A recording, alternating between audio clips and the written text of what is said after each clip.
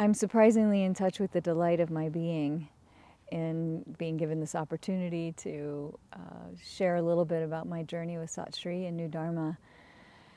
And it reminds me of when I met Sat Shree 5 years ago, a little over 5 years ago, at a retreat.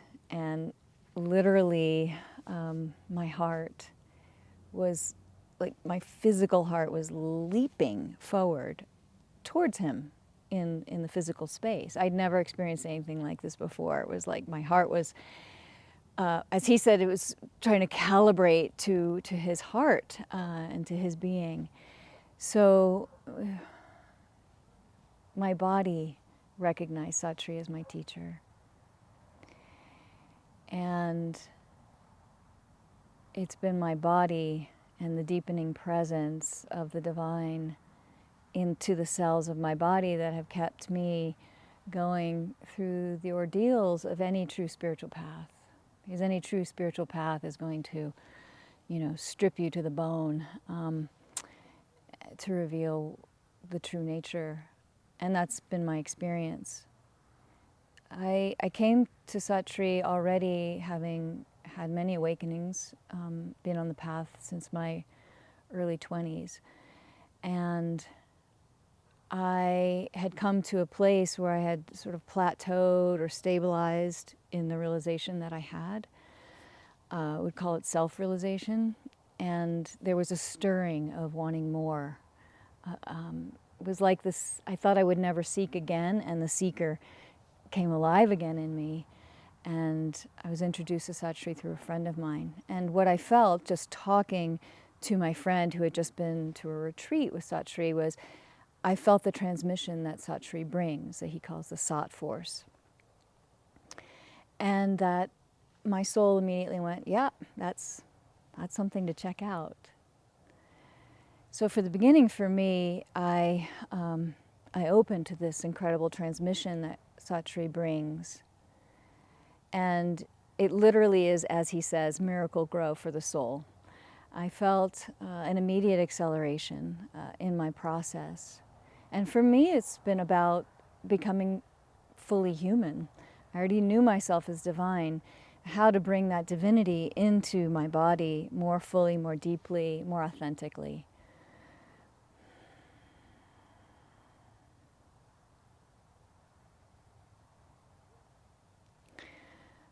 One of the first conversations I had with Sat Shree that stays with me, his words, was, I'm not looking for, and he said, I don't want gopis, which are the kind of the infatuated devotees of Lord Krishna. He said, I want collaborators. I want you to be in your own authority. I want you to know your true authority. And that's what I needed to hear, because I'd had several other spiritual teachers. I had given my power away as a young woman to my first guru, and I knew that that wasn't going to work for me. You can also then create a relationship with that new emerging reality by choosing which track. And what would they be the track that would serve? It would be to bring greater truth, greater consciousness, and greater unconditional love into the world. That's my desire, my aspiration. And then all these other things will fall away. So from the beginning, I felt seen by Sat Shree. I felt he saw my potential as a spiritual being. And that was really important. That was an initiation, that first meeting, being seen. And I saw him seeing me, and I saw the absolute consciousness that he carries. And I knew that because I saw it in him, that I was that, and I would one day manifest that in this lifetime, hopefully. Sat Shree told me that the Supreme Being, the Supreme Consciousness, wants to manifest as me, as Christa. And that was also really a revelation for me, because in my spiritual journey prior, I felt that even though I knew that the ego wasn't bad, I really felt that I guess on some level I had to be erased in order to manifest as a divine being on earth. And this very simple teaching that the Supreme Being is seeking us to come into existence has been really profound, because what it speaks to is the depth of self-acceptance, self-love, the inclusion of all that we are as perfect, as exactly what the Supreme Being wants to experience this manifestation, this life through. So I'm really grateful for that, because so much of this path is about meeting what's left, the content that's left, the shadow material that's left in the system, the ancestral karma. And that's hard work. That takes a lot of courage to meet what we've pushed aside or put behind us that we don't want anyone else to see. So for me, like, the simplicity of the teaching that just being myself is enough.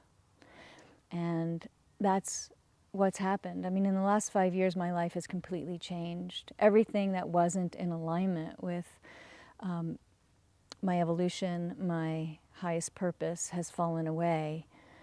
And that's relationships and house and my career.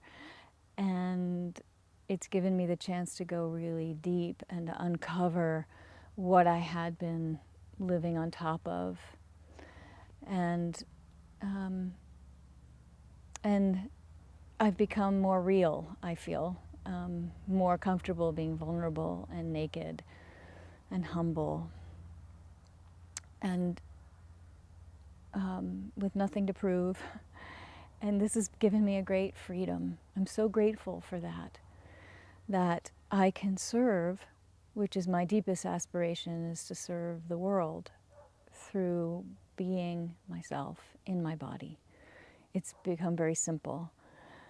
My life is very simple. I live close to Sat Shree in Washoe Valley at the Satya Dharma Center.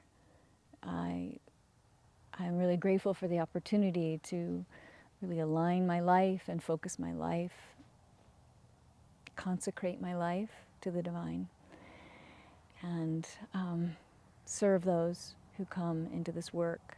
And that's one of Sat Shree's geniuses, is that he finds ways to give people opportunities to come into their power, to come into their true authority, to grow, to mature. And I have a role that's really dear to my heart that works with mantras and helping people to embody their divinity, helping their bodies be prepared to hold all that they are. So I've discovered a belonging, but it's not even a belonging necessarily to anything outside of myself. It's really a belonging to my body, to coming home to myself. And it's pure grace, pure love.